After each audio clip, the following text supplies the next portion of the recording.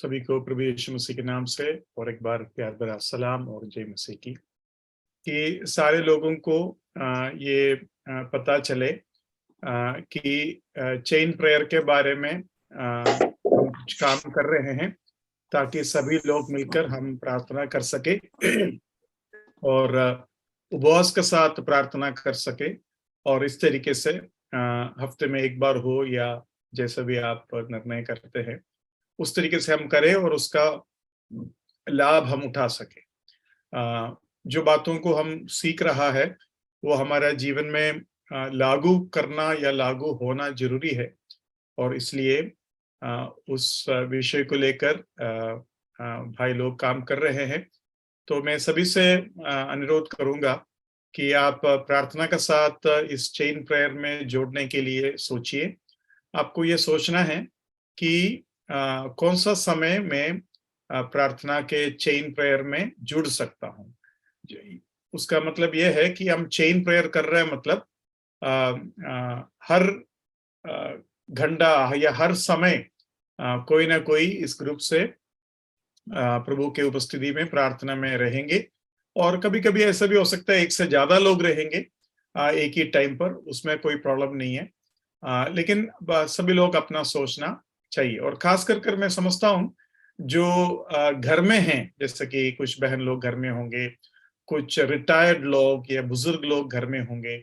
ऐसे लोग ऐसे समयों को ले जब बाकी लोग काम के लिए जाते हैं, ताकि काम में जो जाते हैं वो लोग ऐसा समय ज्यादा ले सके जब वो फ्री होता है, घर में आता है या सुबह का समय जो भी है। एक व्यक्ति एक से ज्यादा स्लॉट भी ले सकते हैं। आधा घंटा का एक स्लॉट है, लेकिन आधा घंटा से ज्यादा आप प्रार्थना करना चाहेंगे या दो टाइम पर, जैसे सुबह 9 बजे में एक स्लॉट लूंगा और शाम को 7 बजे 8 बजे एक स्लॉट लूंगा, आपका मर्जी है एक लेना या दो लेना। या आपको कोई प्रेरणा नहीं है तो कोई बात नहीं, आप मत जुड़िए। लेकिन जब आप जुड़ते हैं तो अपना पूरा दिल से प्रार्थना में शामिल होने का कोशिश कीजिए। और ये श्रृंखला में ये श्रृंखला में या ये जो चेन है उस चेन में जुड़े रहने से प्रार्थना करने का एक प्रेरणा हमें मिलेगा। उसके अलावा प्रार्थना का जो विषय है, आधा घंटा हम जब प्रभु को उपस्थिति में बैठते हैं तो बहुत सारे विषय भी हम आपको दे सकते हैं। उसका भी तैयारी चल रहा है और हो सकता है हफ्ते में एक दिन या महीने में एक दिन उन विषयों को हम बदलेंगे ताकि अलग अलग विषय जो है आप उसमें प्रार्थना में कर सकते हैं। आप अपने विषयों को भी जरूर प्रार्थना में शामिल कर सकते हैं या ग्रुप में बता सकते हैं कि इस विषय के लिए भी प्रार्थना कीजिए, वो भी आप कर सकते हैं। इस तरीके से काफी लाभदायक वो हो सकता है। और हमारा सारे मुद्दाओं में सबसे बड़ा मुद्दा ये रहे कि एक प्रार्थना के द्वारा प्रभु के उपस्थिति का पूरा लाभ, प्रभु का उपस्थिति सबसे कीमती चीज वो है, प्रभु का पास, प्रभु का उपस्थिति। दूसरी बात यह है महाराष्ट्र के लिए, इंडिया के लिए, महाराष्ट्र के लिए प्रार्थना करें, क्योंकि करोड़ों आत्माएं बिना जानकारी नरक की तरफ बह रहा है। वो एक बहुत बड़ा मुद्दा रहेगा। और तीसरा यह है मेरे व्यक्तिगत सुधार। बहुत से ऐसे क्षेत्र होंगे जिसमें हमें सुधारना है और अपना अपना आपको अपना खुद का समस्याएं होंगे। कभी किसी को गुस्सा होगा या घृणा होगा, स्वभाव का रूपीकरण, बदलनावट, ये जो है आप अपने प्रार्थना में शामिल कीजिए और प्रार्थना में हम आगे बढ़ सकते हैं। और उपवास के साथ जो कर सकते हैं सबसे बढ़िया है। उपवास और प्रार्थना ये सब कुछ प्रभु ही देखते हैं, हमें आपको बताने की जरूरत नहीं है। लेकिन हफ्ते में कम से कम एक बार उपवास के साथ प्रार्थना, कुछ बदलावट, कुछ फर्क, कुछ कदम हम प्रभु के इस विषय के ऊपर हम ले तो बहुत ही अच्छा रहेगा। जो बातें मैंने अभी कहा उसके ऊपर अगर आप में से कुछ पूछना चाहते हैं, कुछ बोलना चाहते हैं तो बोलिए। ब्रदर, ये प्रार्थना के लिए दिन कौन सा डिसाइड करेंगे? अभी जैसे कि हम मंडे इकट्ठे हो रहा है, हाँ। तो क्यों ना हम ट्यूसडे करें। जैसे कि मंडे जो अपना 8:30 से 9:30 बजे तक का प्रार्थना फिर होगा नहीं, है ना, वो चेन टूटेगा, है ना। तो क्यों ना हम ट्यूसडे करें। ऐसा कोई ये नहीं कि ट्यूसडे ही करें, लेकिन मैं ऐसा सोच रहा हूँ ट्यूसडे हम सोच सकता है, ताकि आप लोग, या आपको और कोई दिन चाहिए तो अपना बता सकते हैं, कोई वो नहीं, मैंने ऐसे ही एक दिन बताया। Brother Ebenezer here. हाँ ब्रदर। हाँ, कोरी भाई के साथ डिस्कशन हुआ है और हाँ। उन्होंने शेड्यूल भेजा है ब्रदर, हम्म। और शायद देवनार असेंबली उसके ऊपर काम कर रहे हैं। हम्म। तो सुबह 5 बजे से लेकर रात 12 बजे तक का एक शेड्यूल बनाया है। या बस सिर्फ वो जो स्लॉट कौन कौन से टाइमिंग में बैठेगा वो उतना रिस्पांस अभी आना बाकी है। एक आधा घंटे का समय हर एक व्यक्ति को दिया है। तो एक तो 5 से लेकर 12 तक कर सकते हैं, या फिर रात को 12 से लेकर 12 तक भी कर सकते हैं। या तो हाँ, कोरी ब्रदर ने बोला कि आपके साथ थोड़ा डिस्कस करके उसको फाइनलाइज करेंगे, ऐसा बोला है। ठीक है, ठीक है, ठीक है। और दिन मंगलवार के लिए ही थोड़ा सा आजादी है उनको भी। जैसे देवनार कलीसिया में भी मंगलवार के दिन खाली है, तो वो कर सकते हैं, ऐसा बोला। या और देखो, बात ऐसा है, आपको अगर आउटरीच है तो आप सुबह 5 का लेकर रात को 12 तक का टाइम है, आपको आधा घंटा का टाइम कभी भी आप ले सकते हैं। मैंने मंडे को इसलिए अवॉइड किया क्योंकि हम सब इकट्ठा हो रहे हैं, तो वो 1 घंटा जो है कोई भी प्रार्थना करने के लिए फ्री नहीं होगी। लेकिन बाकी टाइम पर आप अपने अपना टाइम ले सकते हैं। केवल मतलब ये रख ले कि आप अपना आधा घंटा 1 घंटा जो भी आप खुद लेते हैं, आप ऐसा समय लीजिए जिसमें आप सबसे ज्यादा फ्री हो और आप कर सकते हैं। तो उसमें बाकी प्रोग्राम्स में प्रॉब्लम नहीं रहेगा, लेकिन जो प्रार्थना के लिए चेन में आए हैं वो सब जब इस मीटिंग में इकट्ठा होता है तब तो हम अपना प्रार्थना नहीं कर पाएंगे। इसलिए मैंने मंडे को छोड़कर कोई एक दिन बोला। तो कोई भी दिन मेरा ख्याल से अच्छा है। संडे को भी हम नहीं कर सकते क्योंकि संडे में 2-3 घंटा तो आराधना के लिए हमें इकट्ठा होना ही है। तो वो दोनों दिन छोड़कर अगर आपको कोई मीटिंग है, आउटरीच है, तो बाकी जो टाइम है रात का 12 बजे तक का टाइम है। और जैसे एबेनेजर बता रहे थे 12 से 12 भी कर सकते हैं, लेकिन ये जो है हम एक दिन के लिए नहीं सोच रहे, हम पूरा साल के लिए सोच रहे हैं। चाहे वो हफ्ते में एक दिन भी क्यों ना हो, लेकिन पूरा साल प्रभु की इच्छा है तो हम करेंगे, और प्रभु की इच्छा है तो आगे भी हम जाएंगे। तो हम ऐसा करना चाहिए जिसमें हम आसानी से कर सके। ऐसा ना हो बहुत मुश्किल हो रहा है शुरू में ही, तो फिर लास्ट तक पहुंचना मुश्किल हो जाएगा। ये जो बात है हमेशा याद रखना।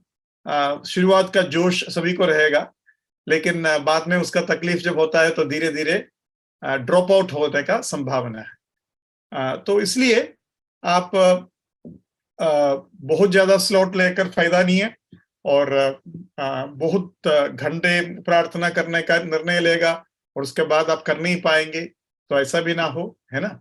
तो शुरू से आप ऐसा स्लॉट ले, इसलिए हमने आधा घंटा का स्लॉट सही हमको लगा। और शुरुआत में सुबह 5 से लेकर रात को 12 तक का इसलिए हमने सोचा है। ये बातें मैंने इसलिए बताया क्योंकि जब ये डिसीजन हो चुका होगा तब तक आपका मन जो है तैयार हो, और आप बताए कि ब्रदर मैं फलाना टाइम से फलाना टाइम तक करना चाहता हूं, तो वो जो स्लॉट है हम भर सकते हैं। तो जो व्यक्ति व्हाट्सएप में सभी को ये भेज रहा है, तो वही नाम और वही नंबर हम इस्तेमाल कर सकते हैं। या बहुत अच्छा है कि आप लोग इसके बारे में गंभीरता से सोच रहा है, और उम्मीद है कि कदम उठाएंगे। हमारा विश्वासियों का एक प्रॉब्लम यही है, कदम उठाना, है ना। बाकी सोचना सीखना सब चलते रहेंगे। हाँ, प्रभु आप लोग सभी को सहायता करे। या कॉन्टैक्ट फॉर चेन प्रेयर कर एक नंबर मेरे पास आया है, आप लोग भी देख रहा होगा नीचे, 9321496413। वो चैट में आपको देखने से मिल जाएगा, तो आप जो है आराम से वो नंबर को कांटेक्ट कर सकते हैं। थोड़ा मैं ऐड करना चाहता हूँ ब्रदर। हाँ ब्रदर। हाँ, एक मैसेज जो है प्रॉपरली ड्राफ्ट करके वो सबको भेजा जाएगा। हम्म, और उसके अंदर वो ये नंबर भी रहेगा और ऑप्शन में दूसरा एक नंबर रहेगा जो व्हाट्सएप जिनका एक्टिव है या, और कलिसिया के भाइयों का नंबर होगा। हम्म, तो फिर वहाँ से सब एक शीट जैसे बना के भेजेंगे सबको 5 से लेकर 12 बजे तक का। या, उसके में आपको जो टाइम चाहिए आप बताइए, फिर वो टाइम जो है वो वहाँ पर इंक्लूड किया जाएगा एक फाइनल शीट में। ठीक ठीक है, या। और एक ही स्लॉट में एक से ज्यादा लोग अपना टाइम देना चाहते हैं, कोई प्रॉब्लम नहीं है, आपको ऐसा फिगर करने की जरूरत नहीं है, ठीक है। अरे ये स्लॉट ब्रदर ने ले लिया, अभी मैं क्या करूं ऐसा सोचने की जरूरत नहीं है, आप प्रार्थना कर सकते हैं। ये केवल एक प्रोत्साहन, एक स्ट्रैटेजी बनाने के लिए हमने ऐसा किया। उसका टाइमिंग के ऊपर इतना कोई चिंता करने की जरूरत नहीं है, तो आप उसमें शामिल हो सकता है। या आगे बढ़ू, ठीक है। हम इन दिनों में फास्टिंग और प्रेयर, ये दोनों बातों को ऊपर ध्यान दे रहा था, और प्रभु ने हमें ये गंभीरता से सोचने में मदद किया। तो वो बात प्रभु हमें और मदद करे। आज जो बात हम सीखने जा रहे हैं वो है जस्टिफिकेशन। जस्टिफिकेशन या धर्मी ठहराना, या ठहरना, धर्मी ठहरना। सबसे पहले हम सीखेंगे द नीड ऑफ जस्टिफिकेशन, धार्मिकता ठहराने का जरूरत। उसके बाद हमें देखना है द डेफिनेशन ऑफ जस्टिफिकेशन, या धार्मिकता या धर्मी ठहरने का जो परिभाषा है वो हमें देखना है। तो ये दोनों आज शायद नहीं देख पाएंगे, लेकिन ये दोनों प्रथम मुद्दा है। उसके बाद हमें द मेथड ऑफ जस्टिफिकेशन, मतलब धार्मिकता ठहरने का तरीका, वो जो है हमें देखना है। उसके बाद कुछ धर्मी ठहराए हुए कुछ बातों का एग्जाम्पल्स हम देखेंगे। उसके बाद the result of justification, result of justification, धर्मी ठहराने का प्रतिफल या उसका फलस्वरूप क्या होता है, और लास्ट में उसका एक कंक्लूजन हम जो है देखेंगे। क्या क्या मैंने बताया? धर्मी ठहराने का जरूरत, उसका परिभाषा, उसका तरीका और उसका उदाहरण, और उसके बाद उसका प्रतिफल, और लास्ट में उसका सारांश या कंक्लूजन बताया जाएगा। तो इतनी बातें हमें जस्टिफिकेशन के सब्जेक्ट के ऊपर सीखना है। ये जो जस्टिफिकेशन जो शब्द है वो मेनली एक कोर्ट रूम का शब्द है। कोर्ट रूम मतलब कचहरी में, कोर्ट में, और उधर का एक शब्द है ये कोर्ट रूम का, और ये जो है परमेश्वर के कोर्ट रूम में ला रहा है। आप में से कितने लोग कुछ काम के लिए कोर्ट में गया है? एक दोनों हाथ उठा लिए, दो, ओके, दो लोग। मैं दिखाई नहीं पाऊंगा ब्रदर, लेकिन हाँ, मैं बहुत बार गया हूं। बहुत बार गया है। मैं समझता हूं जो लोग जाते हैं ना, खास कर परेशान होकर जो जाते हैं, और उधर जाकर और परेशान होता है ना। और ये काले कोट वालों को देखकर अजीब सा आपको लगता होगा। एक भाई ने मुझे बताया, ब्रदर मतलब उनका डिवोर्स का कुछ प्रॉब्लम चल रहा था, तो उनको कोर्ट में बुलाया गया। वो ब्रदर नहीं चाहता था कि डिवोर्स हो, लेकिन बहन विश्वास में नहीं थी, और बहन जो है छोड़कर चले गई थी ऑलरेडी, और उन्होंने केस फाइल की। तो ये ब्रदर मुझे बता रहे थे, ब्रदर वो काले कोट वालों और उधर के पूरे माहौल देखकर मैं इतना डर गया कि बस मुझे छुटकारा चाहिए था कोर्ट से, और इसलिए मैंने जहां साइन करना था साइन कर दिया। हमें कभी भी डिवोर्स के लिए नहीं जाना चाहिए। अपने पारिवारिक जीवन को बहुत ही प्यारा समझकर संभालना चाहिए। लेकिन ये भाई जो बात बताया, वो जो माहौल है, उधर का लेन देन, उधर का, यीशु मसीह जब मंदिर में गया, यीशु मसीह को कैसा लगा होगा? स्वर्ग से परमेश्वर अपने मंदिर में आया, अपने खुद के मंदिर में आया, और उन्होंने क्या कहा उस मंदिर के बारे में? हाँ जी, क्या कहा? चोरों की गुहा, चोरों की गुफा बना दिया है।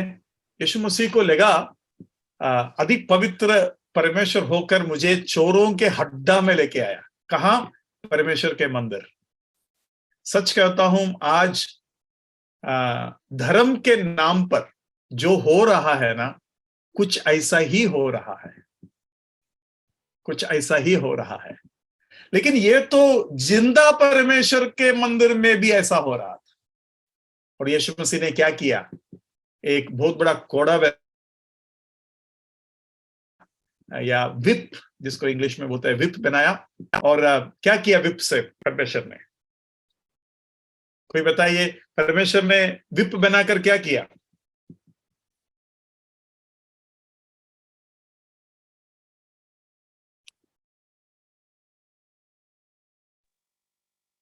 आप लोग इसे तो नहीं छुप पाए ब्रदर, यीशु मसीह ने कब विप बनाया? रोटी बनाया, मछली बनाया, ये सब हमने सुना है। हाँ जी। वो चाबुक लेके जो अंदर बैठे थे, जो वहां पर बिजनेस कर रहे थे, तो उन सबको वहां से बाहर निकाला, और जो जानवर थे उनको खुला कर दिया, पंछियों को खोल दिया, और जिसको चौरंग बोलते हैं, जो पीढ़िया थी, उसको उन्होंने उल्टा कर दिया। उल्टा कर दिया। मैं ये देख रहा था, कोई ये तो नहीं कहेंगे चाटा बनाया और मारा, है ना? यीशु मसीह कोड़ा जरूर बनाया, लेकिन आपने कौन सा शब्द इस्तेमाल की? चाबू। जी ब्रदर। हाँ, चाबू। तो वो बनाया जरूर, लेकिन उसने उससे किसी से मारा नहीं, क्योंकि यीशु मसीह ने कहा, मैं अनुग्रह के लिए, अनुग्रह के समाचार लेकर आया। बदला का समाचार लेकर मैं आऊंगा बाद में, लेकिन अभी बदला नहीं, अभी केवल अनुग्रह आपको दूंगा। तो उन्होंने उन चीजों को की। उधर हम और एक चीज देखते हैं, पैसे वालों के वो जो बक्सा है वो पलट दिया, गिरा दिया, बाकी लोगों को उधर से भगाया। लेकिन जो कबूतर को बेच रहा था, उनको यीशु मसीह ने क्या किया? उनको केवल कहा, यहां से इनको लेके जाइए। उसमें दो बातें हैं।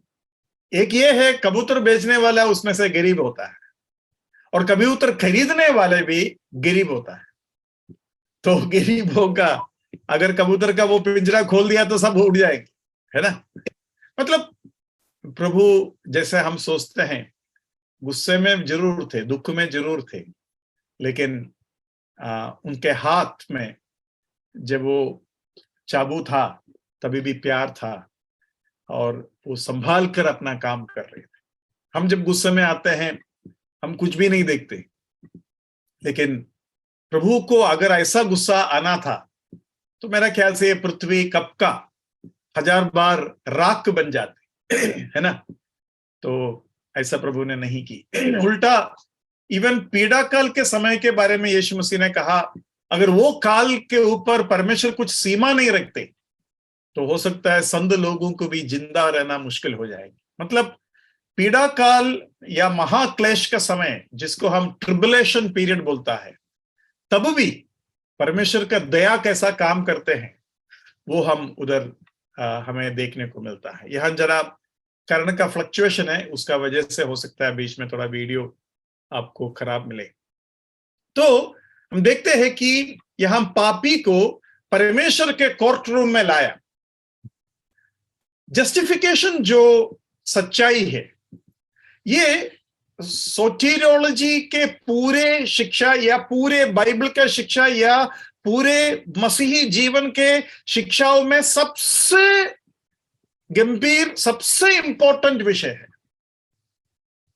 कई बातें हम अपने सोटेरियोलॉजी के विषय में या उद्धार के जो विषय है उसमें सीख रहा है या सीखा है, लेकिन ये जो विषय है ये बहुत इंपॉर्टेंट है। तो परमेश्वर के कोर्ट रूम में पापी को लेकर आया है।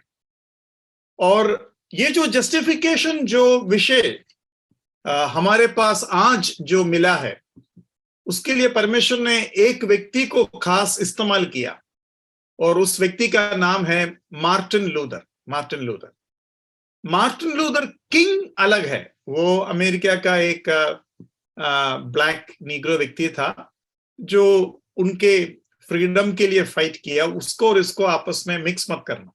मार्टिन लूथर जो है एक प्रीस्ट था, जिसको उसके जमाने में मॉन्क कहता था, या सन्यासी या स्वामी, उस तरीके का एक कैथोलिक मॉन्क था मार्टिन लूथर। और उस समय वो विटनबर्ग बोलकर जो चर्च है, कलीसिया है, रोमन कैथोलिक चर्च है, उधर वो सेवा कर रहा था। तो उस समय उसने 95 थीसिस लिखा, 95 चीजें लिखा जो वचन के विरोध में है कर उसको जो समझ में आए। वो सब एकदम सही नहीं है उसने जो बोला, लेकिन उस जमाने में जो अंधकार है, उस अंधकार में जो भी ज्योति प्रकाश उसको मिला वचन के अनुसार, उन चीजों को उसने लिखा और उसके दरवाजे में जाकर उसने उसको चिपका दिया या तीले से ठोक दिया। और तब साधारण आम लोग आकर उसको पढ़ा और उन सभी को आश्चर्य हुआ, अरे इतना बड़ा सच्चाइयों को हमें कभी मालूम नहीं था। लेकिन उसके पहले मार्टिन लूथर एक बहुत बड़ा क्या बोलते हैं, परेशानी या बेचैनी के समय उनके जीवन में आया, जिसमें वो सालों धार्मिकता मिलने के लिए प्रभु के उपस्थिति में, प्रभु के वचन के साथ लड़ाई करता था। और अब हैरान हो जाएगा, ये व्यक्ति दरअसल परमेश्वर के धार्मिकता के ऊपर गुस्सा करता था। He was angry with the justification of God.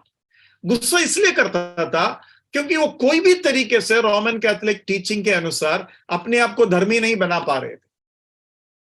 Roman Catholic teaching में जस्टिफिकेशन कैसा होता है ये मैं आपको बताऊंगा, और तब आपको समझ में आएंगे कि इनको इतना गुस्सा क्यों आ रहा था। सबसे पहले ये लोग जो बताते हैं, अभी मैं जो बताने जा रहा हूं कैथोलिक लोगों का जस्टिफिकेशन बताने जा रहा हूं, और वो बताने का कारण यह है कि मार्टिन लूथर जस्टिफिकेशन जो विषय है उसमें इतना गुस्सा इसको क्यों आ रहा था, क्योंकि उसको ये लगा कि मुझे परमेश्वर का धार्मिकता कभी नहीं मिलेगा। परमेश्वर का धार्मिकता नहीं बोलना चाहिए, उस समय वो उसके लिए नहीं ढूंढ रहा था, उस समय वो खुद का धार्मिकता के लिए ढूंढ रहा था, क्योंकि खुद का धार्मिकता रोमन कैथोलिक सिखाते हैं। तो उनका जो जस्टिफिकेशन के बारे में जो शिक्षा है उसका एक अंदाजा मैं आपको सबसे पहले देने का कोशिश कर रहा हूं। सबसे पहले उन लोग कहता है जस्टिफिकेशन का इंस्ट्रूमेंट या उसके लिए जो हथियार, उसके लिए हथियार नहीं बोलना चाहिए, उसके लिए जो साधन, साधन, उसके लिए जो साधन है, तो जो इंस्ट्रूमेंट है वो बैप्टिज्म बोलते हैं, बैप्टिज्म। और उनको उनका बैप्टिज्म जो है चाइल्ड बैप्टिज्म है, मतलब आपको सबसे पहले बैप्टिज्म दिया जाएगा। जब बैप्टिज्म दिया जाएगा उसके बाद कुछ सेक्रेमेंट्स है। सेक्रेमेंट्स मतलब वो प्रभु भोज का वो चीज देंगे, या उनका तेल जो है वो सिर पर छिड़काएगा या पानी छिड़काएंगे। इस तरीके के कई सेक्रेमेंट्स है जो आपको जस्टिफिकेशन में लाएगा। और उसके बाद आपको कॉर्पोरेट विद द ग्रेस, मतलब परमेश्वर का दिया हुआ अनुग्रह के साथ आपको कॉर्पोरेट करना है, मतलब आपको भी साथ देना है, परमेश्वर के अनुग्रह के साथ देना है आपको, उसको बोलते हैं कॉर्पोरेट ग्रेस। उसके बाद सुसमाचार जो जस्टिफिकेशन के बारे में सिखाते हैं वो भी आपको सुनना है, वो भी आपको सुनना है, मतलब उसमें उन लोग बोलता है आपको विश्वास करना है। तो बैप्टिज्म लेकर परमेश्वर के अनुग्रह के साथ देकर सुसमाचार पर विश्वास करना। सुसमाचार में क्या है? विश्वास के द्वारा धार्मिकता। तो वो बोलता है कि विश्वास के द्वारा धार्मिकता हम विश्वास करते हैं, लेकिन विश्वास के द्वारा धार्मिकता में क्या क्या चाहिए? आपका कॉर्पोरेशन चाहिए, सेक्रेमेंट्स या पुण्य चीजें जो भी है वो चाहिए, और बपतिस्मा चाहिए। इतनी चीजें होगा तो आप धर्मी ठहर सकते हैं। लेकिन ये प्लान ए है, प्लान ए, ये आपको देने के बाद अगर इतू सा भी पाप करोगे तो आपका धार्मिकता चला जाएगा। थोड़ा सा भी पाप, छोटा सा भी पाप करोगे तो आपका धार्मिकता चला जाएगा। तब आता है प्लान बी। प्लान बी में आपको मन फिराना है और आपको कुछ ऐसा काम करना है जिसमें आपका पाप का बदले में आप कुछ कर रहे हो, पाप का बदले में, हाँ? और वो होने के बाद आपको कन्फेशन करना है, मतलब याजक के पास जाकर अपना पाप को मानना है। ये कैथोलिक लोगों के बीच में होता है, आप लोग सभी को ये चीज शायद नहीं मालूम होगा। कैथोलिक लोगों के बीच में जो लोग पाप करते हैं वो याजक के पास जाते हैं और अपने पाप को कबूल करते हैं। मैंने ऐसा ऐसा किया, मैंने रात को की, दिन को की, फलाना व्यक्ति का साथ किया, मैंने चोरी किया, मैंने खून किया, ये सब जाकर अपना याजक को बताते हैं, कन्फेशन बोलते हैं उसको, वो करते हैं। और तब याजक उसको बोलना चाहिए तुमको माफ कर दिया, या वो पाप को मैंने ले लिया और परमेश्वर के हाथ में सौंप दिया, या परमेश्वर के तरफ से मैंने आपको माफी दे दिया। ये याजक को बोलना पड़ेगा या ये याजक से प्राप्त करना पड़ेगा, है? उसके बाद आपको वर्क्स ऑफ सैटिस्फैक्शन, मतलब पुण्य काम करना है, पुण्य काम करना है, और तब आपका जो है पाप का माफी प्लान बी के अनुसार मिलेगा और आप जस्टिफाई हो जाएंगे। उसमें ये जो पेनेंस या पाप के बदले पर जो काम होता है उसमें कई बातें हैं, जैसे कि हे हमारा स्वर्गीय पिता, जो प्रार्थना है वो कई बार प्रार्थना करना, या मरियम के लिए जो प्रार्थना है वो कई बार करना, या घुटने में फलाना फलाना सीढ़ी चढ़ो, या नंगे पाँव में फलाना फलाना पहाड़ चढ़ो, इस तरीके के कई चीजें हैं। एक टाइम पर उनका ऐसा भी था, ये पाप के लिए इतना पैसा भरो, व्यभिचार किया तो इतना पैसा भरो, खून किया तो इतना पैसा भरो, आपका पाप माफ हो जाएगा। तो इस तरीके का भी बातें उनमें होते थे, और इनमें से कई बातें अभी भी होता है। वो है प्लान बी। और उधर भी अगर आप बिना पाप का मर नहीं पाया या फिर भी पाप आपका जीवन में हो गया, तब उनके पास प्लान सी है। प्लान सी क्या है? परगेटरी। परगेटरी क्या है? परगेटरी मतलब यह है, मरने के बाद एक जगह पर आप जाएंगे जहां आपको पीड़ा होगा, और वो पीड़ा आपके पाप जो बाकी बचा है, जिसका माफी नहीं मिला है, वो पीड़ा 1 साल 2 साल या 1000 साल जितना भी हो, वो करने के बाद आपका पूरा पाप खत्म हो जाएगा। वो परगेटरी में बहुत कष्ट होता है, परगेटरी में आग होगा, कष्ट होगा, वो सब आपको झेलना है। लेकिन परगेटरी का लक्ष्य यह है, शुद्धिकरण का जगह है, शुद्धिकरण स्थलम मलयालम में ऐसा बोलते हैं, या शुद्धिकरण का जगह। तो उस जगह पर आपका शुद्धिकरण 1 साल में भी हो सकता है, 1000 साल में भी हो सकता है, जितना आपका पाप बाकी बचा है उसके ऊपर है वो। उसके बाद आपको जो है देखे जाएगा। लेकिन इसके बीच में और एक चीज है जो आपको बचा सकते हैं, वो प्लान डी नहीं है, इसका बीच में एक छोटा चाबी है, एक छोटा रास्ता है, एक शॉर्टकट है। वो शॉर्टकट क्या है? देखो, आप लोगों को तो पुण्य काम इतना नहीं कर पाया जिसमें पूरा पाप मिट गया हो, पाप थोड़ा बाकी बचा, लेकिन कुछ संत लोग ऐसा है जिसको पुण्य काम बाकी बचा। आइडिया मिला? जैसे कि जो भी संत लोग मर गया, मरियम मर गया, इन लोगों को बहुत से पुण्य काम बाकी बचा है। अभी इनका पाप माफ होने के बाद बाकी जो पुण्य काम बचा, या बाकी जो पुण्य बचा, वो ट्रेजरी ऑफ मेरिट में जाएगा।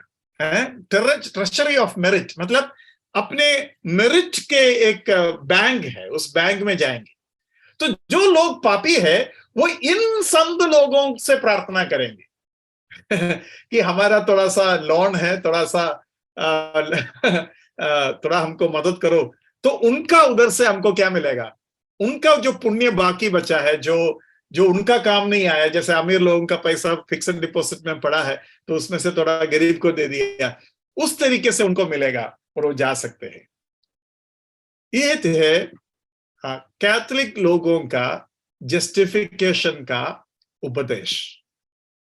और ये जो है इसका पूर्ण रूप जो है 1916 में रोमन कैथोलिक के जो उनके पोप है वो उसके 6th सेशन में लिया गया डिक्री से, जो मैंने बताया। और जो मैंने बताया अगर आपको ढूंढना है तो 1916 decisions of Roman Catholic 6th session ऐसा कर ढूंढकर आप जो भी बातें मैंने बताया उसका एक अंदाजा उधर से ले सकते हैं। मैं आपको ये चीजें इसलिए बताया, मार्टिन लूथर कुछ इसी तरीके से, अभी देखो मार्टिन लूथर जब ये वचन सीख रहा था तब वो जो समय है, एक सेकंड मैं बताता हूं, 1916 मैंने बोला, मुझे माफ करना, 1916 नहीं है, ये 1517 में मार्टिन लूथर का जो बातें हुई, इसने ये गुटनबर्ग में अपना पूरा 95 का थीसिस लिखा।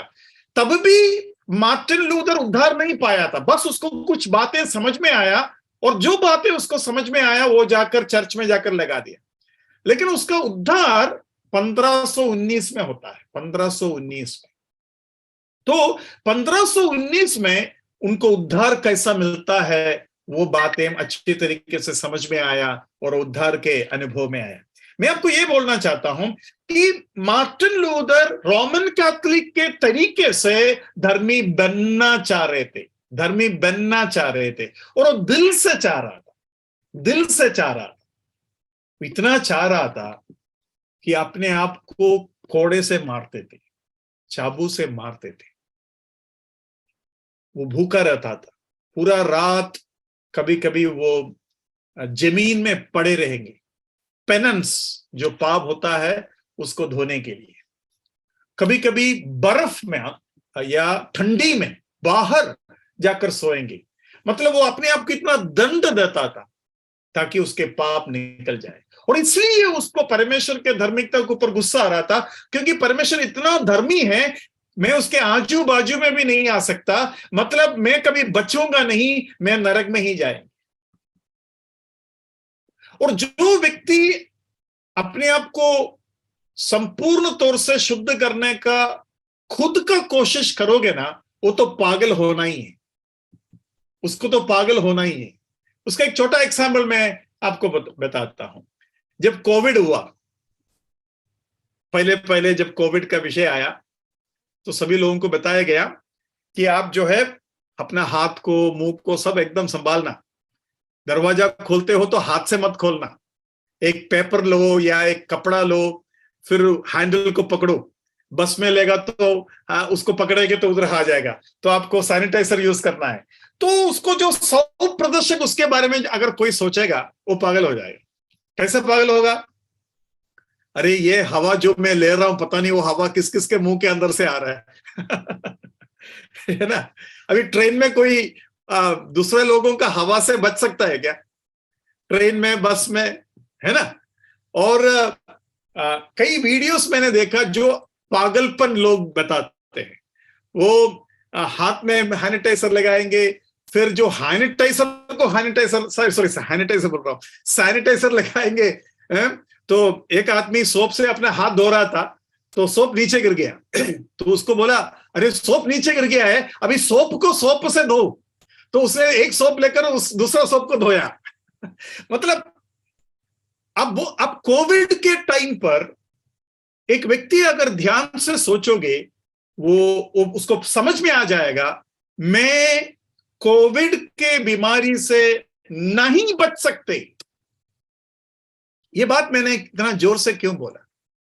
ताकि जो दिल से चाहता है कि मैं बिना पाप के परमेश्वर के पास पहुंचूं, अगर आप दिल से चाहता है तब आपको समझ में आएगा, आपके दिमाग के अंदर से, आपके आंखों के अंदर से, कानों से, विचारों से, भावना से कितने कितने कितने कितने पापे हो। देखो बाइबल में लिखा है, अच्छा करने के लिए जाने के बावजूद भी अगर नहीं करते हैं, जिसको बोलते हैं सिन ऑफ ओमिशन, मतलब जो अच्छा करना चाहिए अगर आप नहीं करते हैं तो वो भी पाप है। जो करते हैं उससे पाप होता है, जो नहीं करते हैं उससे भी पाप होता है। लेकिन जब उनको रोमी का पत्री और गलाती का पत्री समझ में आया, खास कर सभी लोग बोलते हैं रोमी का पत्री लूथर का सबसे क्या बोलते हैं इच्छा या सबसे उनको पसंदीदा पुस्तक है। एक्चुअली वो गलाती के पुस्तक को ज्यादा पसंद करता था, और गलाती के पुस्तक में ऐसा कहना चाहता हूं वो रोमी का पुस्तक का समरी है, रोमी का पुस्तक का कंसाइज मॉडल है गलाती का पत्री। तो जिसको गलाती का पत्री समझ में आएगा उसको रोमी का पत्री जल्दी समझ में आएगा। गलाती का पत्री छोटा भी है तो आप एक झटके में उसको पढ़ सकते हैं। तो ऐसे अगर आप 10-15 बार गलाती के पत्री को पढ़ेंगे तो आपको एक बहुत अच्छा समझ उद्धार के जस्टिफिकेशन के ऊपर जो है समझ में आएगा।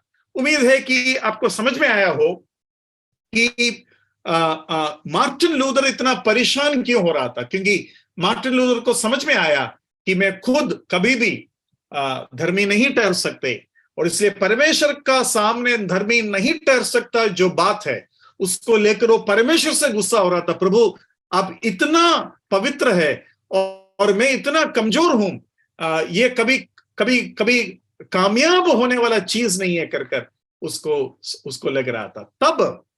तब उसको बाइबल के वो वचन समझ में आया, और वो हम एक वचन पढ़कर थोड़ा सा आगे बढ़ेंगे। गलाती 3:6 निकालिए, गलाती 3:6। अब्राहम ने तो परमेश्वर पर विश्वास किया और यह उसके लिए धार्मिकता गिनी गई। देखो, एक व्यक्ति जो धार्मिकता के प्यास में है, एक व्यक्ति जो धार्मिकता के लिए तड़प रहा है, डरा हुआ है और परेशान है, पागल है, प्यासा है, उस व्यक्ति को जब ये वचन मिल जाता है, उसके नजरिया से ये वचन को जरा देखिए। उसके नजरिया से जब इस वचन को हम पढ़ेंगे तो उसको ये कितना भारी एक प्रकाशन होगा कर जरा सोचिए। इब्राहिम ने तो परमेश्वर पर विश्वास किया और यह उसके लिए धार्मिकता गिनी गई। तो मार्टिन लूथर को समझ में आया, अरे जिस चीज के लिए मैं इतना परेशान हो रहा हूं ये अब्राहम को मिला कैसे, है ना। मतलब बाइबल में बहुत सारे ऐसे लोग हैं जिनको ये चीजें मिला।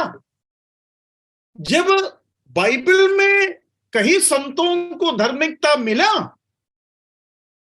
तो उनका तरीका क्या है। देखो, गलाती के पत्री ये जो प्रकाशन उसको मिलने के लिए काफी, आप लोग कभी सोचेंगे ब्रदर ये समझ में आने के लिए इतना परेशान क्यों हो रहा था, क्योंकि उनको नहीं मालूम था गलाती का पत्री पढ़ना चाहिए, उनको नहीं मालूम था रोमी का पत्री में यह है, उनको ये भी नहीं पता वो उत्पत्ति से शुरू करे या प्रकाशित वाक्य से शुरू करे। मतलब हमको मालूम है कहां पढ़ना है, उनको ये भी नहीं मालूम कहां हम सब शुरू करें और कौन सा भाग है, उद्धार परमेश्वर कैसा देना चाहते, कुछ भी नहीं मालूम। मैं एक बार शायद आपको बताया होगा, ट्रेन में जा रहे थे तो रोमन कैथोलिक के सेमिनारी में पढ़ने वाला एक लड़का को मिला जो प्रीस्ट बनने के लिए पढ़ाई कर रहे थे। तो उनको मैंने पूछा आप कितना साल से पढ़ाई कर रहे हैं, बोलते 3 साल से पढ़ाई कर रहे हैं। तो हम बातें करने लगे और वो काफी खुला हुआ एक दिल से बात किया, तो हमारे बीच में कोई प्रॉब्लम नहीं थी, इसलिए वो खुल्लम बात कर रहे। तो मैं जो भी बोल रहा हूं उसको वो कभी सुना नहीं है, कभी पढ़ा नहीं है। तो मैंने बीच में उसको पूछा आप लोग फिर क्या 3 साल से पढ़ाई कर रहे हैं, 3 साल से आपको कुछ भी नहीं मालूम, ऐसा कैसे हो सकता है। तो उन्होंने बोला हम 3 साल से ये सीख रहा है परमेश्वर है या नहीं, 3 साल से सीख रहा है परमेश्वर है या नहीं। ऐसे प्रीस्ट है जो ये विश्वास करते हैं परमेश्वर है ही नहीं, ये एक धर्म है, ये धर्म का काम करना मुझे अच्छा लगता है और इसलिए मैं प्रीस्ट हूं। ऐसे प्रीस्ट है। तो इस आत्मा के द्वारा मुझे समझ में आया कि ये लोग इतना खाली है, इनको कहां से शुरू करूं, कहां अंत करूं, कौन सा भाग पढ़ने से मुझे सबसे पहला फायदा मिलेगा, ये सब उनको नहीं मालूम। तो मार्टिन लूथर को जब ये बात समझ में आया, इब्राहिम ने तो परमेश्वर पर विश्वास किया और यह उसके लिए धार्मिकता गिनी गई। मैं ये बात इसलिए आप लोगों को बताया, आप मार्टिन लूथर के मनसा से अगर इस भाग को पढ़ेंगे या बाइबल को पढ़ेंगे, आपको तब समझ में आएगा ये कितना गंभीर बात है, कितना क्या बोलता है, कितना एक प्रेशियस मूल्य का एक सच्चाई है। जस्टिफिकेशन बाय फेथ, विश्वास के द्वारा धार्मिकता, विश्वास के द्वारा धार्मिकता। अभी इस धार्मिकता के बारे में आपको समझना है कि ये सबसे बुनियादी चीज है। बाकी सारे साल्वेशन के बातें हम सीखते हैं वो इस जस्टिफिकेशन या धार्मिकता के विषय के ओर से सीखते हैं। इसके लिए परमेश्वर के 7 एक्शन है, 7 acts of God in justification. परमेश्वर का 7 काम इस धार्मिकता आपको दिलाने के लिए परमेश्वर करता है। उसको मैं इंग्लिश में बोलूंगा और हिंदी में भी उसका कुछ सही शब्दों को हम निकालेंगे। सबसे पहले इट्स अ डिवाइन एक्ट, एक ईश्वरीय कार्य है ये, मतलब ये मनुष्य का कार्य नहीं है।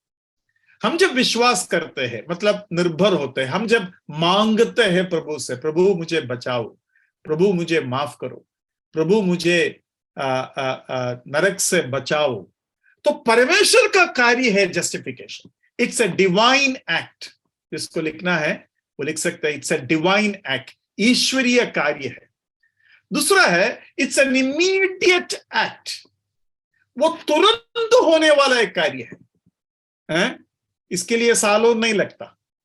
परमेश्वर आपको जब धर्मी ठहराता है ना, जब आप यीशु मसीह को हृदय में उद्धारकर्ता के रूप में स्वीकार करते हैं ना, तब ही हम आपको बोल सकता है आप धर्मी हैं।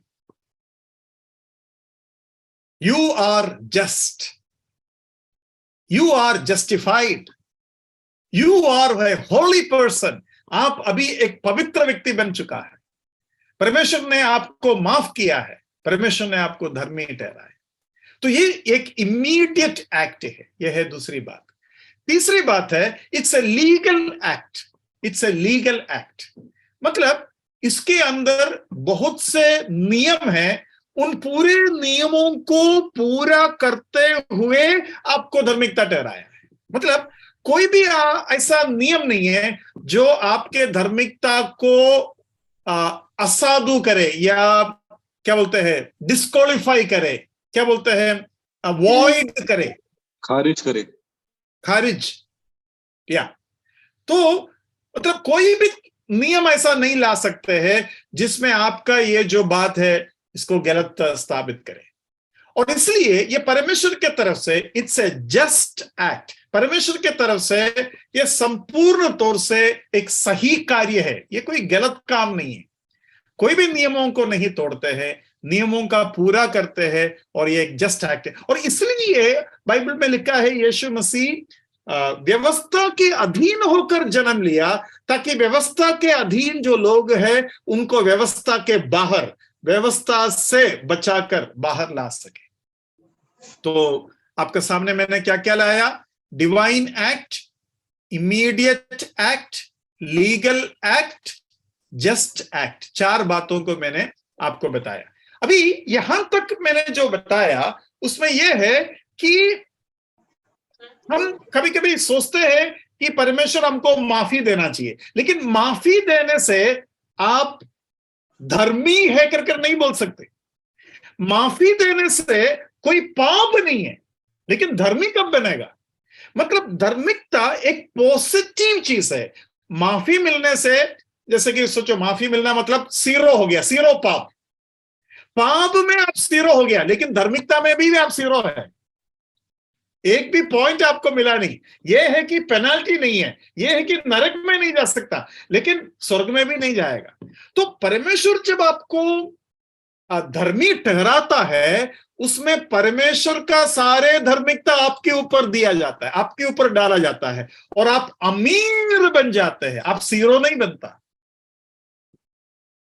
है? हम जब परमेश्वर से माफी मांगते हैं, हमको बस ये समझ में आता है कि प्रभु ने मेरे सारे पाप माफ कर दिया, अभी मैं धर्मी हूं। नहीं, अभी आप धर्मी नहीं है, आपको माफी मिला, आप जीरो हो गया, मतलब कोई दोष आपके ऊपर नहीं ठहरा है। लेकिन यीशु मसीह के सारे धार्मिकता आपको दिया गया। तो यहां एक प्रॉब्लम है। प्रॉब्लम मतलब कैथोलिक लोग बोलता है परमेश्वर का धार्मिकता ऐसा नहीं, पापियों को दे सकते। उनका कहना क्या है? विश्वास के द्वारा परमेश्वर का धार्मिकता आपको देगा कर कर आप लोग जो सिखाता है ना, वो गलत सिखा रहा है। लेकिन यही लोग प्लान सी में क्या बोला? प्लान सी नहीं, प्लान डी में या शॉर्टकट में क्या बोला? जब ट्रेजरी ऑफ मेरिट से या संत लोगों के मेरिट से हमको क्या मिलेगा? धार्मिकता मिलेगा, उनका जो बाकी बचा। मैं आपको यह बोलना चाहता हूं, यीशु मसीह का धार्मिकता पूरे के पूरे हमारे लिए है, क्योंकि उनका एक पाप भी कैंसिल करने के लिए धार्मिकता का जरूरत नहीं पड़ा। पूरे के पूरे हमारे लिए है और वो काफी है। ये क्यों नहीं मान सकते इन लोग? मतलब इन लोग टेढ़ा मेढ़ा कर कर संत लोगों का बाकी बुकी बचा हुआ धार्मिकता के लिए भीख मांग रहा है। यीशु मसीह का धार्मिकता पूरे के पूरे उनको देने के लिए पिता तैयार है, वो स्वीकार नहीं करना चाहता विश्वास के द्वारा। देखो कितना बड़ा गलती ये लोग कर रहा है। तो हमें ये समझ में आना जरूरी है कि परमेश्वर हमें जो देना चाहता है वो संपूर्ण तौर से माफी और संपूर्ण तौर से यीशु मसीह का धार्मिकता, जिसमें आप धार्मिकता में धनी बन जाएंगे। मतलब स्वर्ग में कोई गरीब अंदर नहीं घुसेगा। Zero can not enter heaven, it is the rich who would enter heaven. मतलब जीरो जो लोग हैं वो स्वर्ग में नहीं जाएगा, जो अमीर है वही स्वर्ग में जाएगा। किसमें अमीर? धार्मिकता में अमीर। और वो धर्मी कौन है? प्रभु यीशु मसीह के द्वारा धर्मी है। तो वो है परमेश्वर का एक्ट। उसके बाद it's an irrevocable act. Irrevocable act, उसका मतलब क्या है?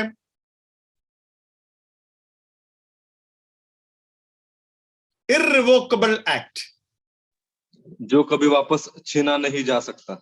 हाँ, मतलब रिवर्स नहीं कर सकता, रिवर्स नहीं कर सकता ना। कई ऐसे केमिकल रिएक्शन है जो रिवर्स रिएक्शन कर सकते हैं। जैसे कि एक रिवर्स रिएक्शन वाला, आप पानी में नमक डालो तो नमक पूरा मिल जाएगा। वो नमक चाहे तो हम वापस ले सकते हैं। कैसे? पानी को ड्राई कर दो या उबाल दो या कुछ भी कर दो, पानी पूरा सूख जाएगा तो उतना नमक आपको मिल जाएगा। तो वैसे ही ये रिवर्स नहीं कर सकता। एक बार दे दिया तो अपरिवर्तनीय, किसी ने एक परिभाषा उसके लिए दिया है, अपरिवर्तनीय, मतलब वापस नहीं ले सकते। वो है वो एक्ट जो है। उसके बाद it's an accompanied act. Last 7th जो एक्शन है वो ये है, it's an accompanied act. Accompanied act मतलब एक बार आपको धर्मी ठहराने के बाद परमेश्वर आपको लगातार शुद्धिकरण से लेके जाएगा। मतलब आपको शुद्ध करते ही जाएगा। जिस धार्मिकता के लेवल मेंटेन होना चाहिए वो लेवल पर आपको हमेशा रखने का प्रयत्न यीशु मसीह करते रहेंगे। और इसलिए पत्रोस को बोला, मैं तुमको नहला चुका हूं, अब बस पाँव धोने दे। मतलब नहलाने के बाद पाँव धोने का काम जैसा करते हैं उस तरीके से उनको किया जाता है। तो थोड़ा सा एक जस्टिफिकेशन जो विषय है उसका शुरुआती तौर से कुछ बातों को मैंने आपका सामने रखा है। उम्मीद है कि आपको थोड़ा बहुत समझ में आया होगा। और एक बार वो 7 काम क्या क्या है मैं बताता हूं। Divine act, immediate act, legal act, just act, irrevocable act, irreversible act, और एक एक्ट जो मैंने आपको बताया नहीं, एक कॉम्प्रिहेंसिव एक्ट। एक कॉम्प्रिहेंसिव एक्ट, वो कॉम्प्रिहेंसिव एक्ट में ये जो आपको धार्मिकता देना या पूरे तरीके से देना, ये बात मतलब किसी को कम धर्मी बनाया, किसी को ज्यादा धर्मी बनाया, ऐसा नहीं है। सभी को एक जैसा धर्मी बनाकर हम स्वर्ग में प्रवेश होता है। मतलब यीशु मसीह के साथ जो चोर स्वर्ग में गया और पौलुस जो स्वर्ग में गया और हम जो स्वर्ग में जाएंगे, हम सब यीशु मसीह के सामने एक जैसा धर्मी होगा। कॉम्प्रिहेंसिव एक्ट, सारे के सारे दिया जाता है। और उसके बाद है इरिवर्सिबल एक्ट और अकम्पनीड एक्ट। पूरा 7 परमेश्वर का कार्य को मैंने आपके सामने रखा। कुछ पूछना चाहते हो तो पूछ सकते हैं, टाइम हो गया लेकिन फिर भी। सर कुछ सवाल पूछने का था या कि कुछ लोगों को ऐसा मानना है कि जैसे बाइबल में ऐसे लिखा है कि हम अपना उद्धार खो सकते हैं, ऐसे लोग को मानना है, ऐसा टीचिंग देते हैं। और ऐसा आयत निकाल के दिखाते हैं कि जो जो पेड़ अच्छा फल नहीं लाता है उसे काट डाला जाता है, आग में झोंक दिया जाता है। फिर भी हमने अगर विश्वास के द्वारा हमारा उद्धार हुआ है, हम ये मानते हैं कि हम उद्धार नहीं खो सकते। पर वो जो दृष्टांत जो हमें दिखाते हैं लोगों को वचन का, उसका क्या मीनिंग है कि जो जो पेड़ अच्छा फल नहीं लाता उसे काट दिया जाता है? ये लोग कुछ इस वचन को इस तरह से लेके आते हैं कि एक विश्वासियों के विषय में क्या है, मगर ये किसके लिए कहा गया है? उधर जो भाग है वो उद्धार पाए हुए लोगों के लिए नहीं है, लेकिन उद्धार पाए हुए लोगों के संबंध में भी हम जैसे कि यूहन्ना 15 जब पढ़ते हैं, उधर देखते हैं कि मैं डाली हूँ और आप मैं दाखलता हूँ और आप डाली है, और जो डाली फल नहीं लाते हैं उस डाली को काटते हैं वगैरह। उसके बारे में हम आगे जाकर सिखाएंगे, लेकिन इतना आप समझ लो, परमेश्वर जो उद्धार हमें देता है वो उद्धार में अनंत जीवन होता है।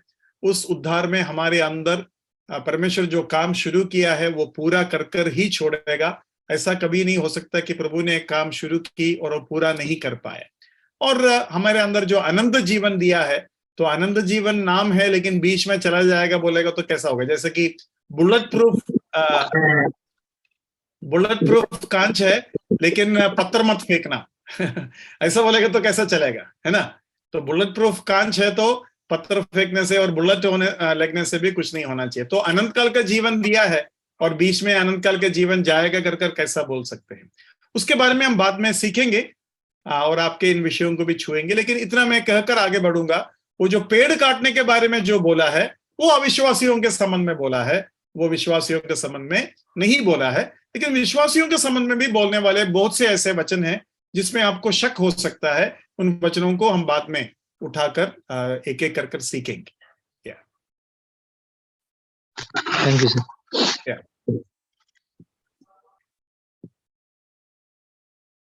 ठीक है।